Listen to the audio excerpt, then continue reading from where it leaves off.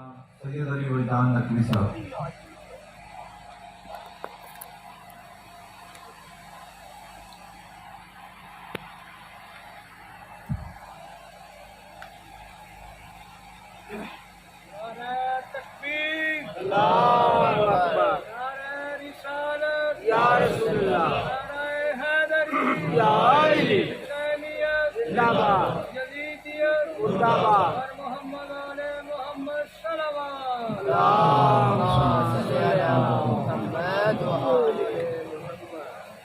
اعوذ باللہ من الشیطان الرجیم. بسم اللہ الرحمن الرحیم. الحمد للہ رب العالمین وعاقبۃ المتقین. الصلاۃ والسلام علی حبیب قلوبنا وطبیب ذنوبنا ابی القاسم محمد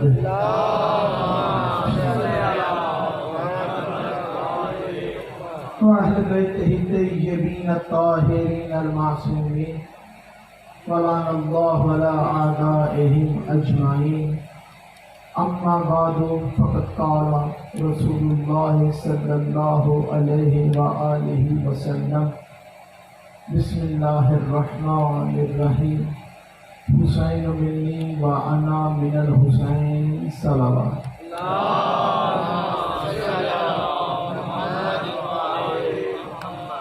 نعرہ تکبیر، اللہ اکبر، نعرہ رسالت، یا رسول اللہ، نعرہ حیدری، یا علی، حسینیت، زندہ باد، یزیدیت، زندہ باد، خاندان جناب سیدہ زہرا سلام اللہ علیہا پر بآواز بلند صلوات.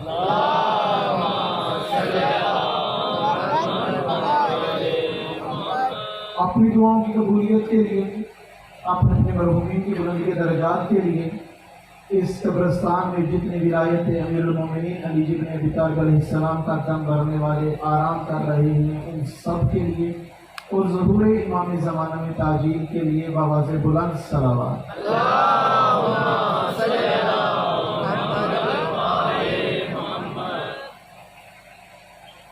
عبادت کرنی ہے، خدا نے پیدا ہی عبادت کے لیے کیا ہے. عبادت کیسے کرنی ہے، عبادت کس کی کرنی ہے، اس میں کوئی پریشانی والی بات نہیں.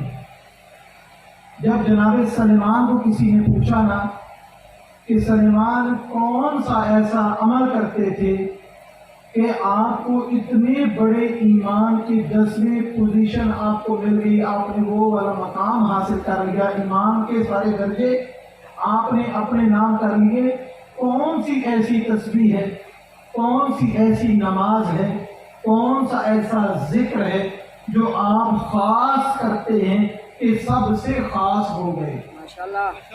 اور اس وقت جناب سلیمان کے یہی جملے تھے کہ میں کوئی خاص علیحدہ سے تسبیح اور ریاضت اور عبادت نہیں کرتا، میرا فقط ایک ہی کام ہے، میں جو بھی کام کرنے لگوں میں یہ سوچ لیتا ہوں یہ علی کو پسند ہے یا نہیں. ماشاءاللہ ماشاءاللہ.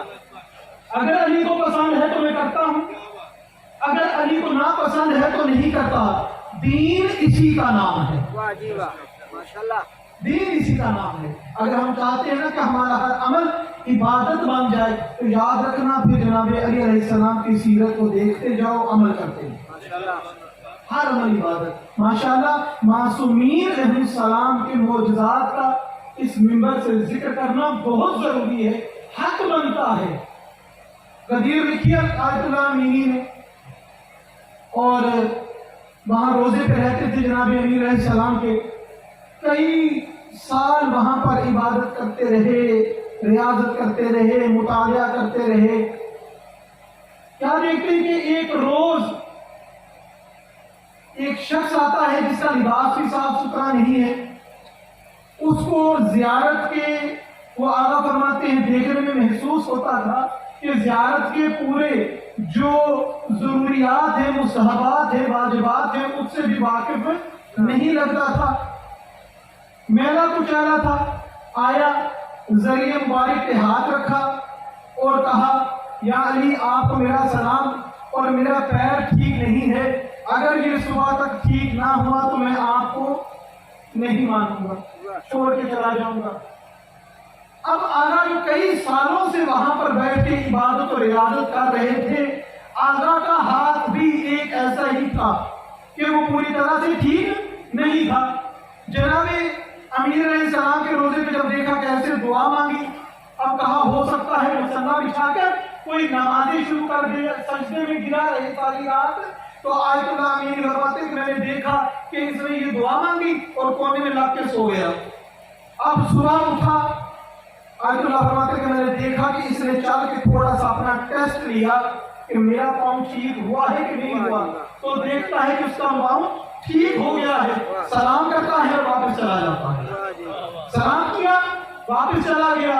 اب آیت اللہ امینی نے بھی زری میں ہاتھ رکھا اور کہا علی میں تو کب سے آپ کے دروازے پر بیٹھا ہوں، میں نے آپ کے لیے غدیر لکھی، میں نے آپ کے لیے اتنا کچھ اکٹھا کیا، علم سارے اکٹھے کیے، لیکن آج تک مجھے شفا نہیں ملی، اس کی وجہ کیا ہے؟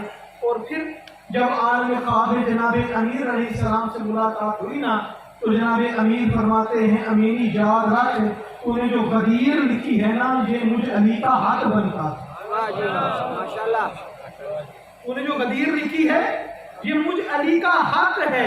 آل محمد کے فضائل، آل محمد کے معجزات اس منبر سے بیان کرنا یہ ہمارا کمال نہیں، آل محمد کا حق ہے۔ ماشاءاللہ، تاکہ کیا فرما رہے تھے کہ منبر کے وہ تقاضے پورے نہیں کیے ہم نے، جس کو بٹھانا چاہیے تھا اس کو نہیں بٹھایا گیا، یہ ہوا کیوں؟ میں طالب علمی سوچ ہے میری، شاید آپ اتفاق کریں، جب سے ہم نے مسجد اور منبر کو علیحدہ کر دیا ہے نا، تب سے نماز پڑھانے والے کا معیار اور مجلس پڑھنے والے کا معیار بدل گیا۔ جناب سرور کائنات کے دور میں یہ منبر صلوات محمد علیہ وسلم مسجد کی زینت ہوا کرتا تھا۔ ہر معصوم امام کے دور میں یہ منبر مسجد کی زینت ہوا کرتا تھا۔ آج کل ایک انجینئر وہ چینل وغیرہ اپنا کچھ چلا رہا ہے، وہ یہ کہتا ہے یہ بات کرتے ہوئے کہ دیکھیں انہوں نے اپنے یہ جو علم ہے، اپنا منبر ہے، اپنے تبرکات ہیں، ان کو مسجد سے نکال دیا ہے۔ یہ خود بھی جانتے ہیں کہ مسجد میں رکھنے والی چیزیں یہ نہیں ہیں، ہم نے خود یہ فاصلہ پیدا کر دیا، ان چیزوں کو علیحدہ کر کے مسجد کو علیحدہ کیا، منبر سے جدا کیا تو تقاضے چینج ہو گئے۔ البتہ جو پیش نماز کی شرائط ہے نا وہی شرائط منبر پہ آنے والی ہے۔ صلوات محمد علیہ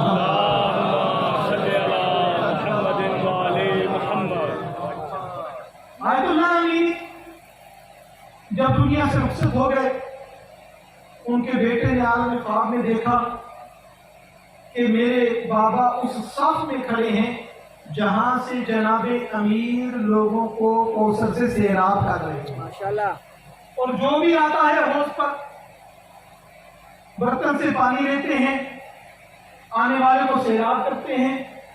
کہاں کہ میں خواب میں دیکھ رہا تھا کہ جب میرے بابا کی باری آتی ہے تو وہ نظارہ میں دیکھوں خواب میں، تو کیا تو کہتا ہے بیٹا کہ میں نے دیکھا کہ جب میرے بابا کی باری آئی نا، جناب امیر نے برتن کو سائڈ پہ رکھ دیا، اپنے ہاتھوں میں پانی لے کے کہا امین تیرا حق بنتا ہے علی کے ہاتھ، اور ساتھ دعا دی امینی خدا آخرت میں تیرے چہرے کو ایسا روشن کرے جیسا تو نے دنیا میں مجھ علی کا چہرہ روشن کیا۔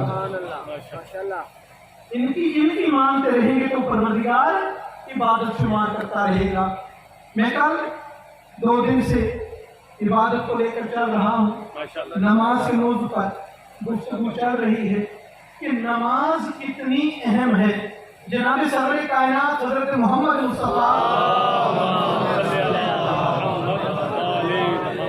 جب ہجرت کر کے مدینہ گئے، سب سے پہلے جو کام کیا وہ مسجد کی تعمیر کروائی، سب سے پہلا کام مسجد کی تعمیر کروائی، اور جب آپ کے اور میرے آقا اور مولا امام عصر اجل اللہ تعالی فرج شریف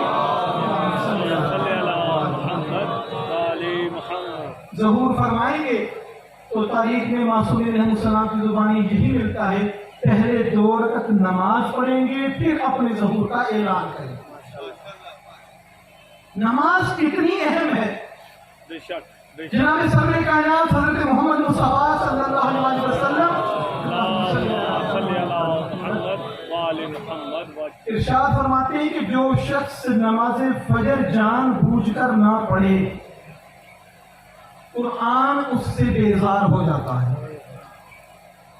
جو نماز فجر کو جان بوجھ کر نہ پڑھے قرآن اس سے بیزار ہو جاتا ہے۔ جو ظہر اور عصر کی نماز چھوڑ دے نہ پڑھے اس سے کل انبیاء بیزار ہو جاتے ہیں، اور جو مغرب کی نماز نہیں پڑھتا، مغرب کی نماز کو چھوڑ دیتا ہے، دین اسلام اس سے بیزار ہو جاتا ہے، اور جو عشاء کی نماز پھر ادا نہیں کرتا، رسول فرماتے ہیں خود خدا کی ذات اس شخص سے بیزار ہو جاتی ہے۔ کاش پروردگار ہمارا ماحول بھی یہاں پر ایسا بنے کہ ہم سب کو نماز سے عشق ہو جائے، نماز سے محبت ہو جائے۔ کسی بچے کو مضمون دیا گیا کہ بیٹا مضمون کا جو عنوان تھا نا وہ یہ تھا کہ آپ نے مضمون لکھنا ہے کہ میری زندگی کا سب سے برا دن۔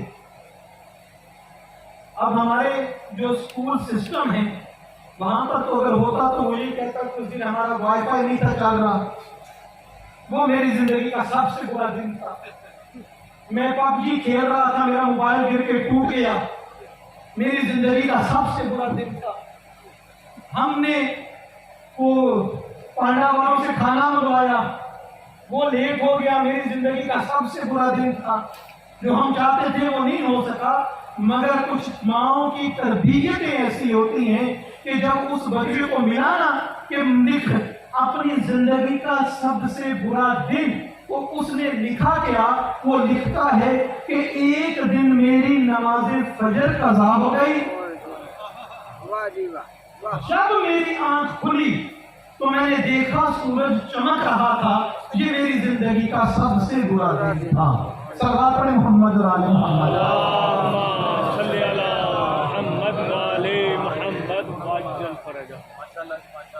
نماز پڑھنے سے فائدے کیا ہوتے ہیں؟ نماز پڑھنے سے انسان کو ملتا کیا ہے؟ نماز پڑھنے سے ہوتا کیا ہے؟ یہ اصل میں یہاں پر جب بچوں کو میں قرآن مجید پڑھاتا ہوں پھر قرآن سینٹر میں تو بچے پڑھتے ہیں، بڑے شوق سے آتے ہیں پڑھتے ہیں، مگر ہوتا یہ ہے کہ جس کو دنیا کا کوئی کام نہیں ہوتا وہ قرآن پڑھنے آتا ہے، جس کو دنیا کا کوئی کام نہیں ہوتا۔ آیت اللہ علی خان منائی اور اسی طریقے سے مراجع عظام جب بھی مصلی عبادت پر آتے ہیں اس سے پہلے تلاوت قرآن کرتے ہیں، مصلی پر بیٹھ کر پورا اہتمام کیا جاتا ہے، قرآن کی تلاوت کرتے ہیں، پھر نماز شروع کی جاتی ہے۔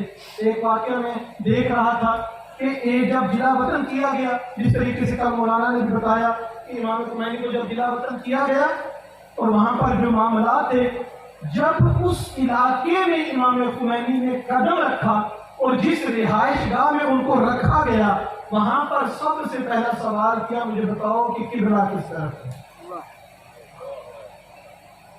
یہ مومن کی علامتیں ہیں، یہ مومن کی علامتیں ہیں کہ اس کو فکر رہے اس چیز کی کہ میری نماز قضا نہ ہو جائے۔ اور یاد رکھنا، ایک طالب علم ہونے کی حیثیت سے میں یہ دعویٰ کرتا ہوں، اگر اپنا کوئی ضروری کام، اگر اپنا کوئی ضروری مشن، اگر اپنی کوئی ضروری چیز نماز ادا کرنے کے لیے کہ وقت پر میری نماز ادا ہو جائے، اگر اس کو چھوڑ دو گے تو پروردگار اس کے لیے راہ ہموار کرے گا۔ بہت بڑے عالم تھے، لبنان میں بچوں کو، چھوٹے چھوٹے بچوں کو پڑھاتے تھے، درس دیتے تھے، ایسا بچوں کو نماز کا عادی بنایا کہ اس بچے کے جب امریکہ میں اعلیٰ تعلیم کے لیے چلا گیا، امتحان دینے کے لیے وہاں پر بیٹھا، جب امتحان دینے کے لیے بیٹھا پیپر کچھ لیٹ ہو گیا، پیپر لیٹ ہوا، نماز کا وقت قریب آ گیا، اس نے کہا کہ میں ابھی پیپر نہیں دے سکتا، میری نماز زندگی میں کبھی قضا نہیں ہوئی، تو پیپر کی وجہ سے قضا ہوگی تو میں نماز پڑھ کے پھر آ کے پیپر دوں گا۔ دوستوں نے روکا کہ یہ کیا کرتا ہے، تیرے سارے سال کی محنت ہے، تیرے معاملات ہیں، پھر کون تجھے بلائے گا، کون تجھ سے امتحان لے گا۔ وہ چلا گیا، کسی کی نہ سنی۔ اب جو ٹیم امتحان لینے آئی تھی اس لڑکے کا نام پکارا تو سب نے کہا کہ وہ نماز پڑھنے گیا ہے۔ اب وہ انگریز تھے، انہوں نے کہا کہ جو اپنے فرض کی اتنی پابندی کرتا ہے ہمیں بھی اس کی احتیاط کرنی چاہیے۔ ماشاءاللہ۔ پھر اس نے لکھا آغا صاحب کو خط میں کہ میں نے نماز قضا نہیں ہونے دی، خدا نے میرا پرچہ کینسل نہیں ہوا۔ ماشاءاللہ۔ یقین تو کرے نا انسان، یقین کی اس منزل پر تو آئے۔ نماز انسان کے گناہ بخشوا دیتی ہے۔ ہم گناہ گار ہیں، لمحے لمحے میں خطائیں ہوتی ہیں، غلطیاں ہوتی ہیں، ہم سے جو غلطی سرزد ہو پروردگار ہمارے گناہوں کو معاف کرے، ہماری جستجو یہ رہتی ہے۔ ایک مرتبہ جناب امیر المومنین علی بن ابی طالب علیہ السلام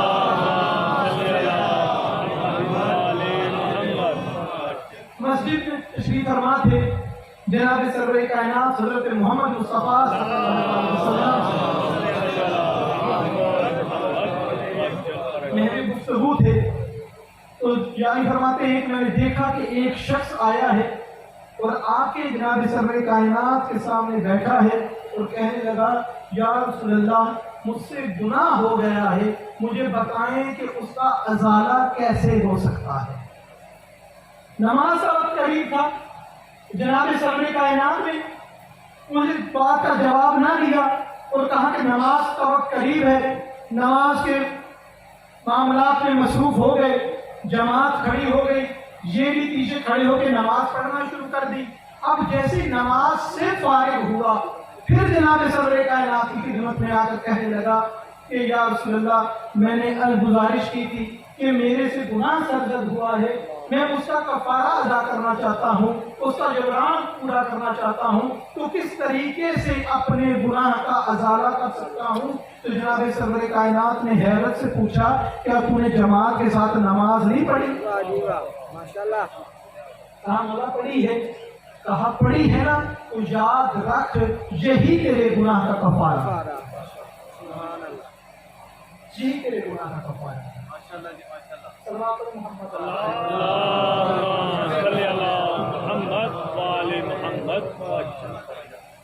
ہمیں محسوس یہ ہوتا ہے نا، اور یقیناً احادیث میں ہم نے سنا بھی ہے کہ ہر عمل کا دار و مدار نماز پر ہے۔ جس کی نماز قبول ہے اس کے اعمال قبول، جس کی نماز ہی دامن میں نہیں اس سے کسی چیز کے بارے میں آگے سوال کیا ہی نہیں جائے گا کہ تم نے کیا کیا اور کیا نہیں کیا۔ نماز کا سوال پہلے ہے، کیا نماز کا دار و مدار بھی کسی چیز پر ہے؟ اعمال کا دار و مدار تو نماز پر ہے، کیا ہماری نماز کا دار و مدار بھی کسی چیز پر ہے؟ تو یاد رکھنا اگر بغیر حب علی سجدہ کرے گا تو وہ نماز نہیں ہے، وہ صرف آپ کی تھکاوٹ ہے، وہ آپ کی ورزش تو ہو سکتی ہے، خدا کی عبادت نہیں۔ جب تک قلب میں دل میں آپ کے ولائے امیر المومنین نہ ہو اب تک نماز نہیں رہتی۔ اب خدا کوئی معیار ہے جناب امیر کی ولایت کس کی قبول ہے کہ جو یا علی کا نعرہ لگائے اس کی قبول ہے؟ سب کی قبول ہے۔ جس نے یا علی کہہ کر سب سے پہلے جیسے کہ میں کل فرما رہے تھے صلوات محمد و آل محمد،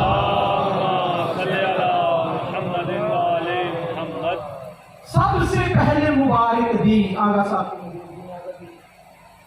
سب سے پہلے مبارک دی کہ یا علی آپ کو مبارک ہو، آپ میرے بھی مولا، ہر مومنہ کے بھی مولا اور ہر مومن کے بھی مولا۔ اس کو کسی نے مجبور کیا تھا کہ مبارک دے؟ کیوں دی مبارک؟ کسی نے نہیں کہا تھا اس کو، کہ تیرا مبارک دینا بڑھتا ہے، تو بندہ بڑا اچھا ہے، تو بزرگ ہے، تم مبارک دے. کسی نے نہیں کہا، اس نے خود مبارک دی تھی سب سے پہلے آگے بڑھ کر کہ آپ کو مبارک ہو. امام علی نبی علیہ السلام فرماتے ہیں خدا لعنت کرے اس شخص پر جو پہلے علی کی ولایت کا اقرار کرے بعد میں اسے پھر جائے. بے شک بے شک. یہ لعنت سمیٹنے کے لیے اس نے سب سے پہلے مبارک دی. تو بس کہ آگے میں اپنی گفتگو ختم کر دی. انشاءاللہ اس نماز کے موضوع کو لے کر پھر آگے چلنے کی پروردگار نے توفیق عطا فرمائی. کہ نماز معصوم فرماتے ہیں کہ ایک فرض نماز 70 مستحب حج کرنے سے زیادہ ہے. پروردگار ہم سب کو صحیح معنوں میں نمازی بننے کی توفیق عطا فرمائے. وما علینا الا البلاغ.